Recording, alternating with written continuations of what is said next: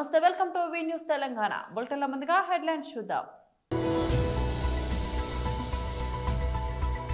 కేసీఆర్ బయటకు రావడం లేదన్న కాంగ్రెస్ విమర్శలపై కేటీఆర్ స్పందన. హెచ్ఐఎల్టీపీ స్కామ్ పై ఆధారాలతో అసెంబ్లీ చేరుకున్న మహేశ్వర్ రెడ్డి. చర్చకు కాంగ్రెస్ నాయకులు గైర్ హాజరు. అమరావతి అంతులేని కథ, చంద్రబాబుపై అంబటి రాంబాబు ఫైర్.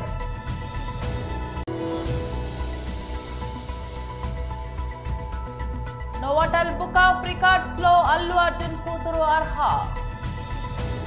మాజీ ముఖ్యమంత్రి తమ పార్టీ అధినేత కేసీఆర్ ఫామ్ హౌస్ నుంచి బయటకు రావడం లేదని కాంగ్రెస్ నాయకులు చేసిన విమర్శలపై బీఆర్ఎస్ వర్కింగ్ ప్రెసిడెంట్ కేటీఆర్ స్పందించారు. కేసీఆర్ ఏడాదిన్నరగా బయటకు రావడం లేదని అంటున్నారని, గోడకు వేలాడదీసిన తుపాకీ కూడా సైలెంట్ గానే ఉంటుందని గుర్తుంచుకోవాలని అన్నారు.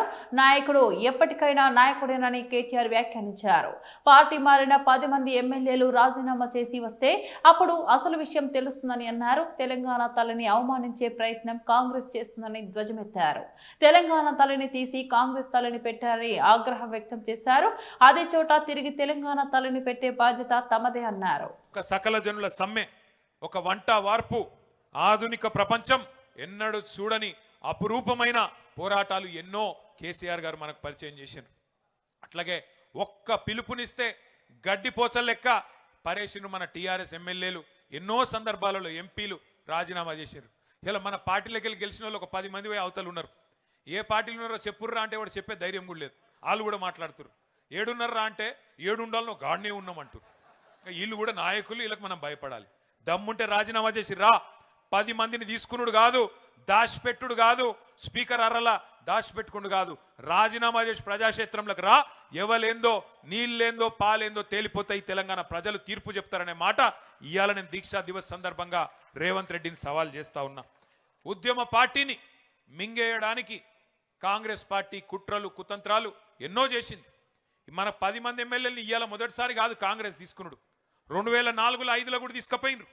26 మంది గెలిస్తే మన వాళ్ళు ఆ రోజు కూడా 10 మందిని తీసుకుపోయింది ఇదే దిక్కుమాలిన కాంగ్రెస్ పార్టీ. ఆ రోజు కూడా మన వాళ్ళని ఎమ్మెల్యేలను 10 మందిని ఎత్తుకపోయింది ఇదే దిక్కుమాలిన కాంగ్రెస్ పార్టీ. కానీ ఈ కౌరవులు, సైంధవులు, మారీచులు, విలన్లు ఎప్పుడు కూడా ఉంటారు, ప్రతి కథలో కూడా ఉంటారు. కానీ వాళ్ళని కొట్టి మళ్ళీ గెలుస్తేనే అదే మరి మన కథ కూడా రక్తి గడుతుంది. అందుకే నేను మీకు ఒక కథ గుర్తు చేస్తున్నా. బాలనాగమ్మ కథ ఎరికైనా మీకు ఎవరికైనా? బాలనాగమ్మను కుక్కలాగా మార్చి ఎత్తుకపోయి పాతాళంలో బంధించిండు మాయల ఫకీర్. కానీ మాయల ఫకీర్ ప్రాణం ఎక్కడున్నది? 7 సముద్రాల అవతల మర్రి చెట్టు తొర్రలో ఉన్న చిలుకలో ఉన్నది. బాలనాగమ్మ బంధనాలు తెంచాలంటే నీకు ఆ రహస్యం తెలవాలి. అట్లాగే 7 సముద్రాలు దాటి ఆ చిలుకను పట్టుకొని దాని గొంతు బిసికే సాహసం కూడా కావాలి. బాలనాగమ్మ కథలో ఆ సాహసం చేసి తల్లిని కాపాడుకున్నాడు కొడుకు బాలవర్ది రాజు. మన కథలో తెలంగాణ తల్లి సంఖ్యలను తెంచిన తనయుడు ఎవరు? తల్లికే జన్మనిచ్చిన తనయుడు, తల్లికే దాస్య శృంఖలాలను తెంచిన తనయుడు, ఉద్యమంలోంచి ఉద్భవించిన ఆ తెలంగాణ తల్లికి ప్రణమిల్లిన తనయుడు మన నాయకుడు కేసీఆర్. అందుకే గర్వంగా చెప్పుకుందాం, కేసీఆర్ అనే 3 అక్షరాలు, కేసీఆర్ అనే 3 అక్షరాలు లేకుంటే ఇవాళ తెలంగాణ లేదు అన్న మాట అక్షర సత్యం. ఎవడు అవునన్నా కాదన్నా ఇది వాస్తవం. హెచ్ఐఎల్టీపీ స్కామ్ పై ఆధారాలతో అసెంబ్లీ చేరుకున్న మహేశ్వర్ రెడ్డి. చర్చకు కాంగ్రెస్ నాయకులు గైర్ హాజరు.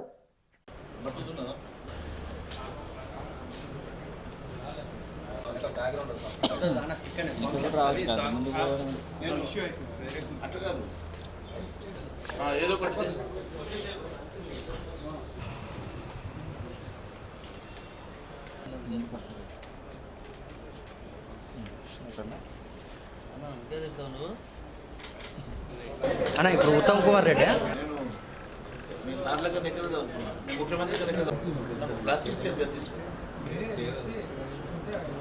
నేను బట్టి కూడా పెట్టేసాడు పేపర్ తీసుకోమంటారు.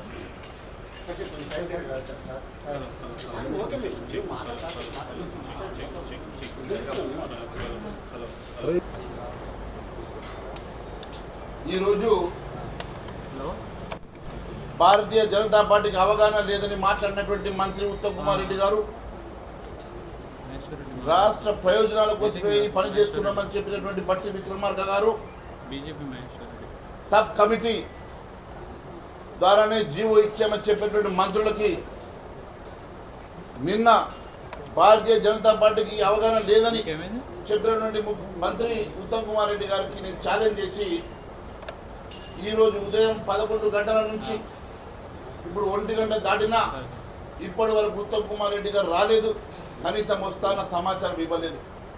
బట్టి విక్రమార్క గారు రాలేదు. వారి సబ్ కమిటీ రాలేదు.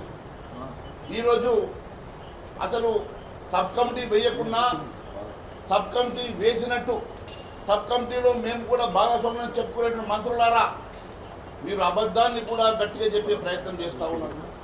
నిజంగా సబ్ కమిటీలో వేసుంటే ఎప్పుడు వేశారు? ఎన్నిసార్లు సబ్ కమిటీ కూర్చున్నది? ఎంతమంది అధికారులు సబ్ కమిటీలో ప్రెసెంట్ ఉన్నారు? మరి వారు సంతకాలు పెట్టారా? సబ్ కమిటీ మీద ఏం స్టడీ చేసింది? సబ్ కమిటీ మినిట్స్ ఏంది? సబ్ కమిటీ అవుట్కమ్ ఏంది? మరి పబ్లిక్ డొమైన్లో పెట్టినా అని అడుగుతున్నా.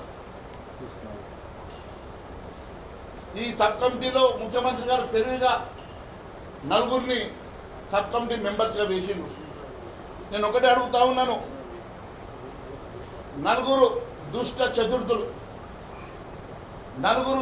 చతుర్థులు ఒకరట బట్టి విక్రమార్క గారు, ఒకరు ఉత్తమ్ కుమార్ రెడ్డి గారు, ఒకరు శ్రీధర్ బాబు గారు, ఇంకొకరు జూపల్లి కృష్ణారావు గారు. దుష్ట చతుర్థులు అంటే ఒక దుర్యోధనుడు, ఒక దుశ్శాసనుడు, ఒక కర్ణుడు, ఒక శకుని. ఈ 4 దుష్ట చతుర్థులని సబ్ కమిటీ పేరు మీద రేవంత్ రెడ్డి సబ్ కమిటీ వేసినట్టు ఏకపోయినా వేసినట్టు చెప్తూ వారే ఆంధ్రప్రదేశ్ రాజధాని అమరావతి విస్తరణ కోసం ప్రభుత్వం మరోసారి భూసేకరణకు సిద్ధమవుతున్న నేపథ్యంలో వైసీపీ నేత మాజీ మంత్రి అంబటి రాంబాబు తీవ్ర విమర్శలు చేశారు. అమరావతి కథ ఒక అంతులేని కథలా మారిందని ఆయన ఎద్దేవా చేశారు. చంద్రబాబు నాయుడు అధికారంలోకి వచ్చిన వెంటనే అమరావతిలో భూముల ధరలు పడిపోయాయని వ్యాఖ్యానించారు. ఇవే పనులకు 2,271 కోట్లు టెండర్లు పిలిచి అప్పగించారు. ఇవే పనుల కోసం 2,271 కోట్లు టెండర్లు పిలిచి అప్పగించారు. ఆ డబ్బులో కొంత ఖర్చు అయింది. అదే ఇందాక నేను చెప్పిన పునాదులు గినాలు కట్టారు. అవి కూడా ఇవాళ వాటిని రేట్లు పెంచి ఆ రేట్లు పెంచేసేటువంటి కార్యక్రమంలో ఇవాళ చంద్రబాబు నాయుడు గారు ఉన్నారు. కేవలం రాజధానిని ఏదో ఒక విధంగా పూర్తి చేయకోకుండా అది ఒక సీరియల్ కథలాగా నడిపి దానిలో డబ్బులు కాజేయాలనేటువంటి ఉద్దేశంతోనే ఇవాళ చంద్రబాబు నాయుడు గారు ప్రయత్నం చేయడం చాలా దురదృష్టకరంగా నేను భావిస్తున్నాను. ఇకపోతే తాత్కాలికమైన కార్యక్రమాలు మీరు చూశారు కదా, అమరావతిలో ఉన్నాయని తాత్కాలికం. ఇప్పుడు దాకా ఏది పర్మనెంట్ లేదు, అన్ని తాత్కాలికమే. అసెంబ్లీ తాత్కాలికం, హైకోర్టు తాత్కాలికం, శాసనసభ తాత్కాలికం. ఈ తాత్కాలికం పేరున చంద్రబాబు నాయుడు గారు ఎన్ని కోట్లు ఖర్చు పెట్టాడో మీరు ఒకసారి తెలుసుకోవాల్సినటువంటి అవసరం ఉందని కూడా ఈ సందర్భంగా మనవి చేస్తున్నా. మీరు చూశారు, కేవలం గవర్నమెంట్ కాంప్లెక్స్ అంటే అసెంబ్లీ, సెక్రటేరియట్ కలిపి చంద్రబాబు నాయుడు గారు 6 లక్షల ఎస్ఎఫ్టీలు కట్టాడు. 4 బిల్డింగులు 5 బిల్డింగులు 6 లక్షల ఎస్ఎఫ్టీలు. ఒక్కొక్క ఎస్ఎఫ్టీకి ఎంత ఖర్చు పెట్టారో తెలుసా? 11,000 రూపాయలు. ఒక్కొక్క ఎస్ఎఫ్టీకి 11,000 రూపాయలు ఖర్చు పెట్టినటువంటి పరిస్థితులు ఎక్కడైనా ఉన్నాయా రాష్ట్రంలో? చెప్పండి, నాకు అర్థం కావట్లేదు. ఈ స్క్వేర్ ఫీట్ కి 11,000 కోట్ల రూపాయలు ఖర్చు పెట్టి కాంట్రాక్టులకు ఇచ్చారు. ఇంత దారుణం అండి. ఎలా ఉన్నాయి బిల్డింగ్లు చూశారు కదా. ఖర్చు పెట్టి ఇవాళ ఇచ్చి మామూలుగా సుమారుగా దానికి 680 కోట్ల రూపాయలు, సుమారుగా 700 కోట్ల రూపాయలు ఆ బిల్డింగ్ల కోసం ఇవాళ ఖర్చు పెట్టారు. ఇవన్నీ ఏంటి? చాలా తాత్కాలికమైనవి. ఇవన్నీ ఇప్పుడు పనికొస్తాయా? పనికిరావు. ఇప్పుడు ఏం చేస్తున్నారు? కొత్తగా మళ్ళా తీసుకొచ్చి 1,06,000 కోట్లతో మళ్ళా కొత్తగా అసెంబ్లీ, సెక్రటేరియట్, అదేవిధంగా హైకోర్టు నిర్మాణం జరగాలి అనేటువంటి పద్ధతులు వెళ్ళారు. మరి ఈ కోట్లను ఏం చేయండి? 700 కోట్లు పెట్టి మీరు ఖర్చు పెట్టినటువంటి తాత్కాలికమైన వాటికి ఏం చెప్పాలి? నాకు అర్థం కాలేదు. అసలు ఒక మాటలోకి వెళ్తే మీరు చూడండి, భారతదేశ పార్లమెంట్కి ఎంత ఖర్చు పెట్టారండి? అత్యున్నతమైనది. ఇప్పుడేమో 500 చెరువు ఉన్నారు, రేపు 800 చిల్లర దాకా అయ్యేదానికి 970 కోట్ల రూపాయలు ఖర్చు పెట్టారు. మరి ఇక్కడేమో చంద్రబాబు నాయుడు గారు చూడండి ఎంత ఖర్చు పెట్టారు. తాత్కాలికంగా 700 కోట్ల రూపాయలు ఖర్చు పెట్టాడు. గమనించాలి, మనం చేస్తున్నా. పర్మనెంట్ గా ఒక పార్లమెంటు అత్యున్నతమైనటువంటి వ్యవస్థ అయినటువంటి భారతదేశంలో పార్లమెంట్కి కేవలం 970 కోట్లు ఖర్చు పెడితే మన చంద్రబాబు నాయుడు గారు ఈ సెక్రటేరియట్కి దీనికి తాత్కాలికానికే 700 కోట్ల రూపాయలు ఖర్చు పెట్టి దానిలో కమిషన్లు కొట్టేసినటువంటి సందర్భాన్ని కూడా ఇక్కడ గుర్తు చేస్తున్నా. అంతేకాదు తెలంగాణ మన పక్క రాష్ట్రం, తెలంగాణలో కూడా సెక్రటేరియట్ కట్టారు కదా, ఎంతైందో తెలుసా? 558 కోట్లు. మన తాత్కాలికం అంత అయింది. అది కూడా ఒక మాటలో చెప్పాలంటే బ్రహ్మాండం కట్టుకున్నారు వాళ్ళు. ఐకాన్ స్టార్ అల్లు అర్జున్ గారాల పట్టి అల్లు అర్హా చిన్న వయసులోనే అరుదైన ఘనతను సొంతం చేసుకుంది. యంగెస్ట్ చెస్ ట్రైనర్ గా అసాధారణ ప్రతిభ కనబరిచి నోబెల్ బుక్ ఆఫ్ రికార్డ్స్ లో స్థానం సంపాదించుకుంది. ఈ వార్త ప్రస్తుతం సోషల్ మీడియాలో వైరల్ గా మారింది. వివరాల్లోకి వెళ్తే అల్లు అర్హా 30 చెస్ పజిల్స్ ను పరిష్కరించడంలో ఏకంగా 50 మంది విద్యార్థులకు విజయవంతంగా శిక్షణ ఇచ్చింది. ఇంత చిన్న వయసులో ఆమె ప్రదర్శించిన ఈ నైపుణ్యానికి గుర్తింపుగా ఈ రికార్డ్ దక్కింది. అల్లు అర్జున్ తరచూ పంచుకునే క్యూట్ వీడియోలతో అర్హా ఇప్పటికే తెలుగు రాష్ట్రాల్లో సుపరిచితురాలైంది. గతంలో శాకుంతలం సినిమాలో బాలనటిగా అరంగేట్రం చేసి తన నటనతో స్పష్టమైన తెలుగు ఉచ్చారణలో ప్రేక్షకులను విమర్శకులను ఆకట్టుకుంది. ఇప్పుడు చదువుతో పాటు చదరంగంలోనూ అద్భుత ప్రతిభ కనబరుస్తుండటంతో ఆమెపై ప్రశంసల వర్షం కురుస్తోంది. తండ్రికి తగ్గ కూతురని అల్లు అర్జున్ స్ఫూర్తిని అర్హా కొనసాగిస్తుందని నెటిజన్లు కామెంట్లు పెడుతున్నారు.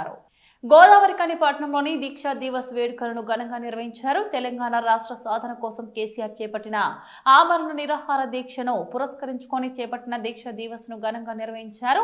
రామగుండంలోని తెలంగాణ అమరవీరుల స్తూపానికి బీఆర్ఎస్ శ్రేణులు నివాళులర్పించారు. అదేవిధంగా నగరంలోని తెలంగాణ తల్లి విగ్రహానికి పూలమాల వేసి నివాళులర్పించారు. అనంతరం ప్రభుత్వ ఆసుపత్రిలో రోగులకు పండ్లు పంపిణీ చేశారు. ఈ సందర్భంగా బీఆర్ఎస్ జిల్లా అధ్యక్షులు కోరుకంటి చందర్ మాట్లాడారు. ఈ కార్యక్రమంలో బీఆర్ఎస్ పార్టీ నాయకులు కార్యకర్తలు పాల్గొన్నారు.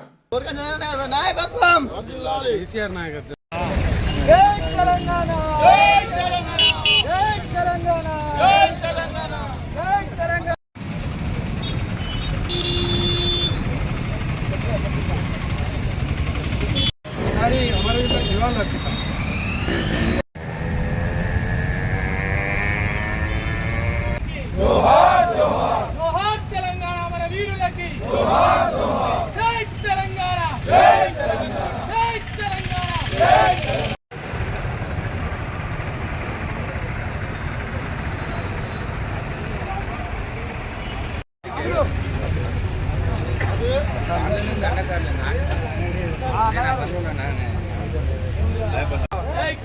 జై తెలంగాణ జై తెలంగాణ జై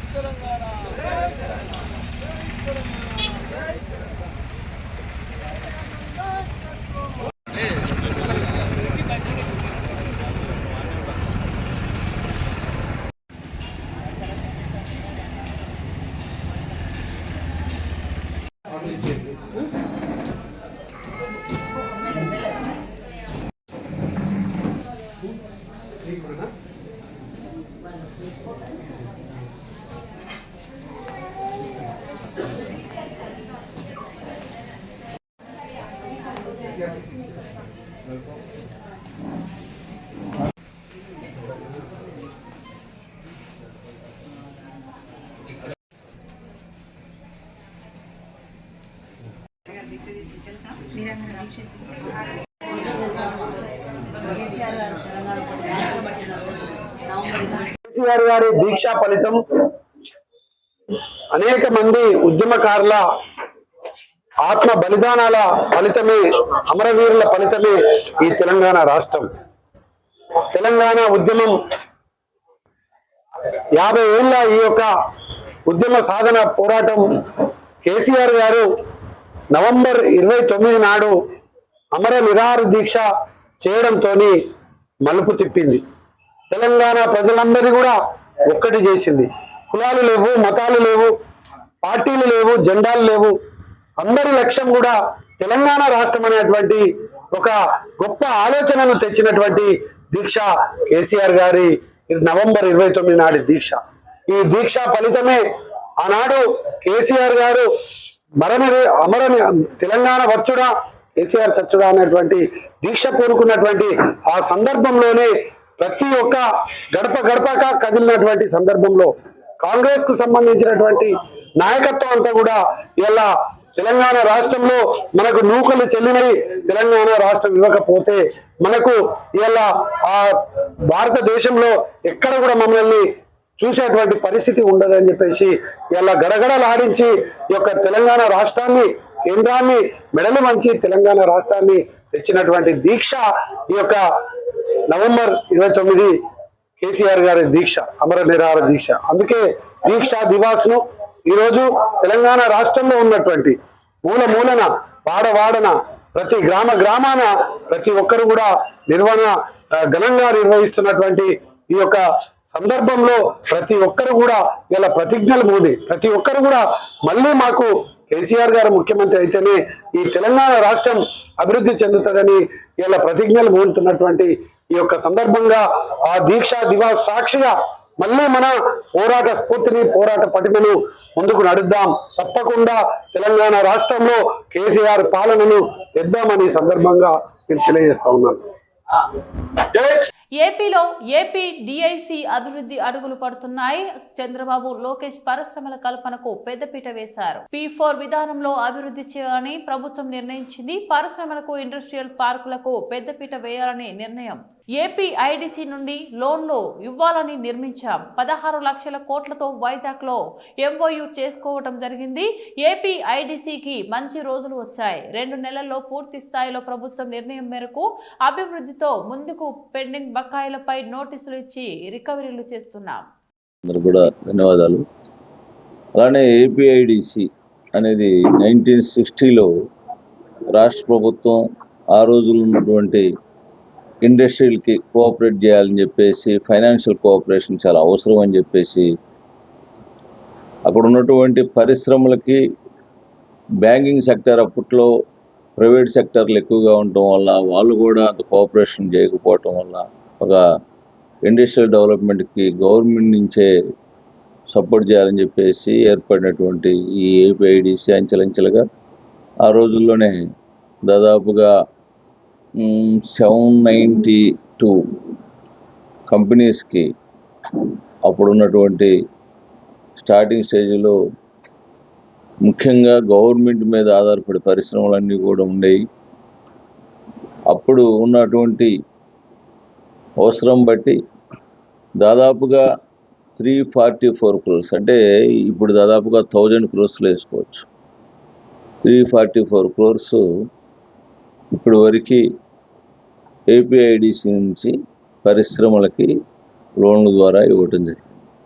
కానీ దురదృష్టవశాత్తు కొన్ని కారణాల వల్ల 2005 నుంచి ఏపీఐడిసి గ్రోత్ ఆగడం జరిగింది. పూర్తిగా 2005-6 నుంచి స్తంభం చేయటం జరిగింది. అంటే దానికి ఒక కారణాలు కూడా చాలా ఉన్నాయి. ఎందుకంటే ప్రైవేట్ సెక్టార్లు, బ్యాంకింగ్ సెక్టార్లు చాలా విస్తృతంగా వచ్చేసినాయి. చాలా వరకు ఏదైతే పరిశ్రమల యజమానులు ఉన్నారో వాళ్ళందరూ కూడా ప్రైవేట్ బ్యాంకుల్లో కూడా చాలా స్పీడ్గా వాళ్ళకు ఉన్నటువంటి లోన్లు తీసుకోవడం జరుగుతుంది. అందువల్ల పెద్దగా గవర్నమెంట్ మీద ఫోర్స్ లేకపోవటం, తద్వారా ఇప్పుడు ఏపీఐడిసి మళ్ళీ అప్పుడున్నటువంటి అకౌంట్స్ అన్నీ కూడా పెండింగ్ ఉండటం వల్ల గత ప్రభుత్వాలన్నీ కూడా ఏదైతే అంతకుముందు 2005లో ఉన్నటువంటి కాంగ్రెస్ కానీ. మెదక్ జిల్లాలో వరి ధాన్యం కొనుగోలు ప్రక్రియను వేగవంతం చేయాలని జిల్లా కలెక్టర్ రాహుల్ రావు సూచించారు. రైతుల సంక్షేమాన్ని దృష్టిలో ఉంచుకొని ప్రభుత్వం ఏర్పాటు చేసిన కొనుగోలు కేంద్రాలు సమర్థవంతంగా పనిచేయాలని ఆయన స్పష్టం చేశారు. నిజాంపేట మండలం చెల్మేన గ్రామంలోని కొనుగోలు కేంద్రాన్ని ఆర్డీఓ రమాదేవి, తహసీల్దార్ శ్రీనివాస్ తో కలిసి కలెక్టర్ పరిశీలించారు. ఈ సందర్భంగా కలెక్టర్ మాట్లాడుతూ 2025-26 వానాకాలం వరి ధాన్యం కొనుగోలు ప్రక్రియ ప్రక్రియను త్వరగా పూర్తి చేయాలని అధికారులను ఆదేశించారు. కేంద్రాలకు వచ్చే రైతులకు ఎలాంటి ఇబ్బందులు రాకుండా తాగునీరు, నీడ వంటి మౌలిక సదుపాయాలు తప్పనిసరిగా ఉండాలని సూచించారు. టర్పాలిన్లు, గోడ సంచులు, తూకం యంత్రాలు, తేమ యంత్రాలు, ప్యాడీ క్లీనర్లు వంటి అవసరమైన సామాగ్రి పూర్తిగా సిద్ధంగా ఉంచాలని అన్నారు. అధికారులు తమ పరిధిలో కొనుగోలు కేంద్రాలను ప్రతిరోజు సందర్శించాలని కలెక్టర్ రాహుల్ రాజు ఆదేశించారు. ధాన్యం కొనుగోలు పురోగతిని గమనించి అవసరమైన చోట వెంటనే చర్యలు తీసుకోవాలని సూచించారు. ఈ కార్యక్రమంలో కొనుగోలు కేంద్ర నిర్వాహకులు సహా పలు అధికారులు పాల్గొన్నారు. మట్టి కాదు మేడం, ఇది రోగం, అది చాలా దానికి వస్తుంది.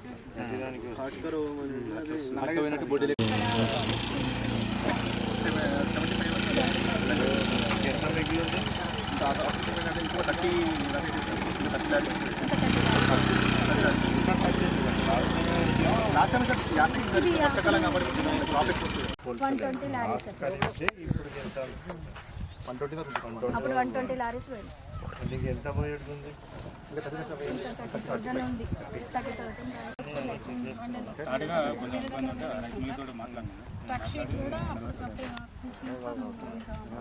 క్లీన్ చేసిందా ఇక్కడ ఏమన్నా? బులెటిన్ ముగించే ముందు మరోసారి హెడ్లైన్స్ చూద్దాం. కేసీఆర్ బయటకు రావడం లేదన్న కాంగ్రెస్ విమర్శలపై కేటీఆర్ స్పందన. హెచ్ఐఎల్టీపీ స్కామ్ పై ఆధారాలతో అసెంబ్లీ చేరుకున్న మహేశ్వర్ రెడ్డి. చర్చకు కాంగ్రెస్ నాయకులు గైర్ హాజరు. అమరావతి అంతులేని కథ, చంద్రబాబుపై అంబటి రాంబాబు ఫైర్.